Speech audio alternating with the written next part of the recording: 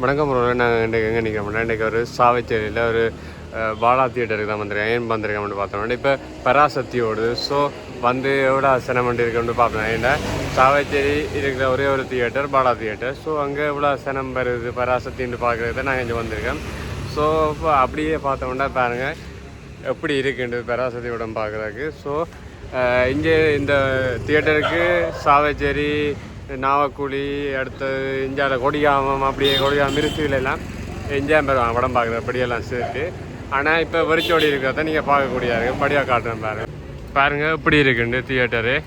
ஒரே ஒரு சும்மா அவங்களால வைக்கப்பட்ட ஒரு போஸ்டர் மட்டும் தான் அடிச்சுங்க பராசக்தின்ட்டு. பாருங்கள் இப்படி கை கட்டி கொண்டு நிற்கிறாங்க. வேறு உரிமையாளர் செத்து போனார். ஆனால் இவ தான் இப்போ நடத்தினோம். பாருங்கள் ஆக்களே இல்லை. இப்போ ஷோ இருக்குது ஆனால் ஆக்கள் இல்லை. பாருங்கள் கையை கட்டி கொண்டு நின்று பார்க்குறது தான் நீங்கள் அவதானிக்கக்கூடியதாக இருக்குது. இதுதான் சாவச்சேரியில் இருக்க பெரிய தியேட்டர் உண்டு.